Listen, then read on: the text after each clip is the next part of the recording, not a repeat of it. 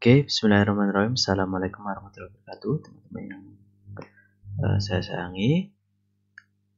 Semoga kita dalam keadaan sehat walafiat, dan semoga juga ibadah puasa kita bisa lancar dan berkah. Oke, teman-teman sekalian, hari ini kita akan belajar mengenai analisis deskriptif. Nah, analisis deskriptif itu sesuai dengan namanya ya, yakni hanya menggambarkan. Biasanya analisis deskriptif ini digunakan untuk melengkapi uji hipotesis. Nah, bagaimana sistematikanya atau bagaimana tata caranya dalam SPSS? Mari kita saksikan bersama. Nah, oke, sudah ada di sini. Nah, ini contoh datanya ya, teman-teman. Di sini saya mengambil contoh data nilai UAS. Ini yang paling mudah, contoh mudah untuk deskriptif. Kemudian supaya tidak ini saja saya tambahi jenis kelamin dan alamat. Jenis kelamin 1 itu laki-laki, 2 perempuan kodenya. Alamat 1 Tasik, 2 Bandung, 3 Jakarta. Untuk nilai UAS kita langsung bisa ambil datanya dari hasil belajar. Nah, kemudian kita copy di sini teman-teman. Kalau sudah di coding seperti di Excel, ini di copy bagian sini. Kemudian pastekan di sini. Kita SPSS pastekan di sini. Kemudian klik di sini. Di variable view kita klik. Nanti hasilnya seperti ini. Setelah seperti ini teman-teman, ini kan tadi sudah pertama adalah jenis kelamin, kemudian yang kedua adalah asal, yang ketiga adalah nilai. Nah, ini di rename yang di sini. Nah, jadinya seperti ini. Kalau yang di sini ini nggak bisa pakai spasi, harus disambung. Kalau di sini baru bisa dikasih spasi. Nah, langkah selanjutnya yakni untuk nilai ini kan unknown. Teman-teman klik di sini, sebelah sini klik gitu. Nanti pilih scale karena ini datanya ada data skala. Nah, setelah itu teman-teman masukkan di bagian sini. Di value, klik bagian sini. Nanti akan muncul seperti ini. Nah, ini untuk penjelasan mengenai coding. Kalau jenis kelamin 1 laki-laki, nanti di add di sini. Nah, nanti masuk sini. 2 perempuan, ketik saja di sini add. Sini. Nanti jadinya seperti ini. Kemudian klik OK. Kemudian alamat juga begitu, sama seperti yang laki-laki dan perempuan tadi. Masukkan ini kodenya 1. Kemudian labelnya Tasik. Klik di sini 2, labelnya Bandung. Kemudian value-nya 3, klik di sini Jakarta. Nanti kalau sudah oke, selesai di oke. Nah, kita mulai analisis deskriptifnya, teman-teman.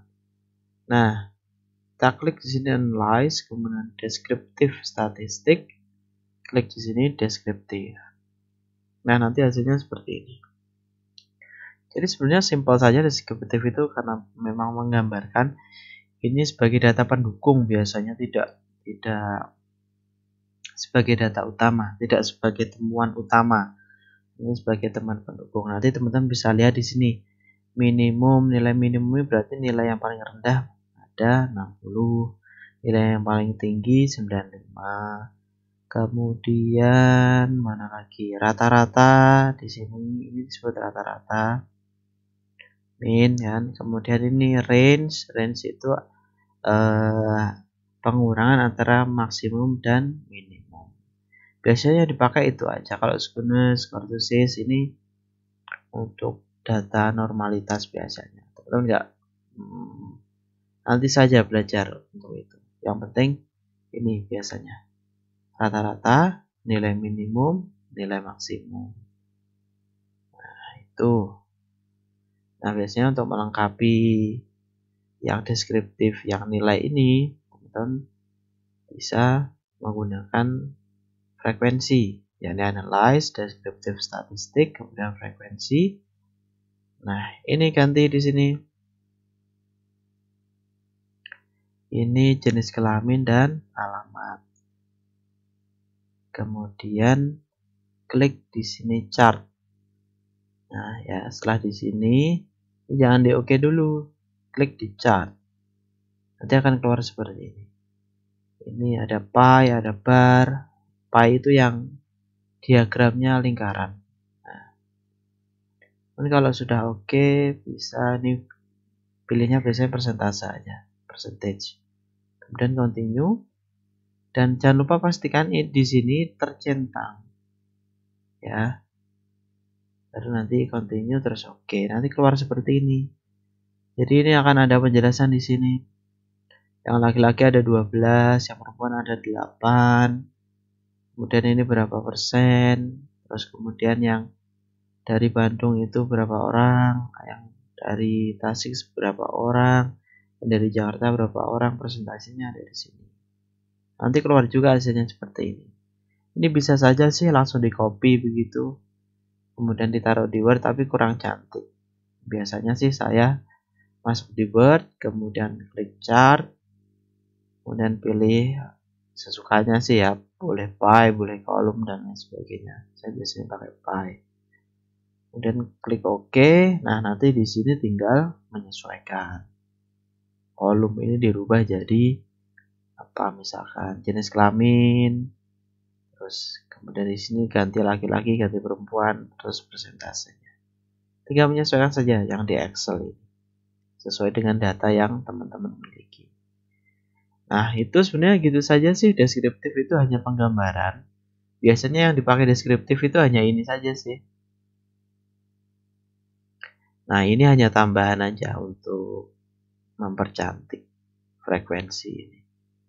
Nanti kan mesti ada gambar persentase seperti itu kan, untuk apa namanya, sampel penelitiannya atau informasi lain mengenai sampel gitu. Jadi ketika membuat angket jangan hanya indikatornya saja, tapi juga informasi-informasi lain yang sekiranya dirasa perlu.